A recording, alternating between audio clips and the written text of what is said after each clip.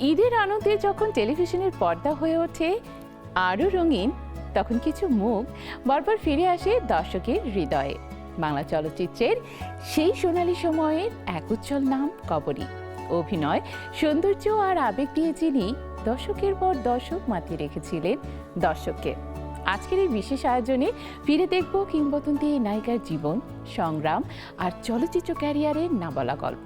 দেখব কিভাবে একজন কিশোরী হয়ে উঠেছিলেন বাংলা সিনেমার চিরসবুজ নায়িকা। আজকের এই বিশেষ পর্বে উঠে আসবে কবরীর রূপালী জীবনের নানা রং, সাফল্য আর স্মৃতিমাখা অধ্যায়। সঙ্গে থাকছে তার অভিনয় জীবনের কিছু কালজয়ী মুহূর্ত, যা আজও বাংলা চলচ্চিত্র প্রেমীদের হৃদয়ে অমলিন।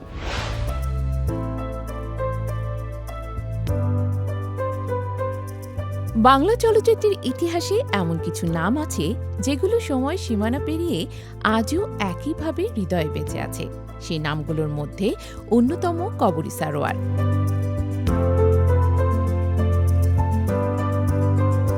রূপালী পর্দায় তার উপস্থিতি মানেই ছিল আবেগ, ভালোবাসা আর এক অদ্ভুত নীরব মায়া, যা দর্শককে আজও টেনে নিয়ে যায় ৭০-৮০ দশকের সেই সোনালী সময়ে।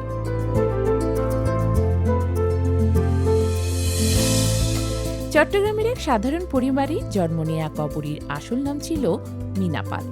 খুব অল্প বয়সে তিনি পা রাখেন চলচ্চিত্রের জগতে। ১৯৬৪ সালে সুতরাং সিনেমার মাধ্যমে তার অভিষেক হয়।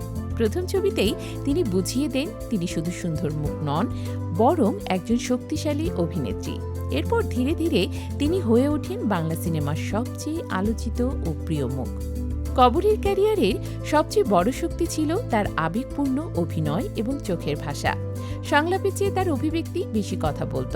বিশেষ করে রাজ্জাক কবরী জুটি দর্শকের মনে এক আলাদা জায়গা করে নেয়। তাদের পর্দার প্রেম, বিচ্ছেদ এবং নীরব ভালোবাসার গল্প বাস্তব জীবনকেও ছুঁয়ে যেত।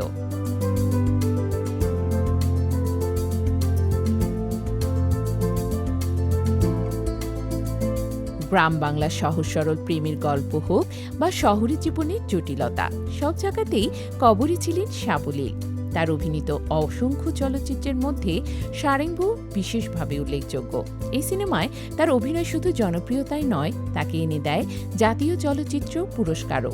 পাশাপাশি নীল আকাশের নিচে, ময়নামতি, সুজন সখী সহ অসংখ্য সিনেমা আজও দর্শকের মনে স্মৃতির মতো ভেসে ওঠে। কিন্তু কবরী জীবন শুধু গ্ল্যামার আর আলো ঝলমলে পর্দার মধ্যেই সীমাবদ্ধ ছিল না। তিনি ছিলেন একসময় সামাজিক ও সাংস্কৃতিক আন্দোলনের অংশ। মুক্তিযুদ্ধকালীন সময়ে তিনি দেশের পক্ষে সাংস্কৃতিক ভূমিকা রাখেন, যা তার ব্যক্তিত্বকে আরও শক্তিশালী করে তোলে। পরবর্তীতে তিনি চলচ্চিত্র পরিচালনাতেও আসেন। তার নির্মিত আয়না নারী জীবনের বাস্তবতা তুলে ধরার একটি সাহসী প্রয়াস ছিল। কবরীর জীবন যেন এক অদৃশ্য গল্পের বই, যেখানে প্রতিটি অধ্যায় আলাদা আবেগে ভরা।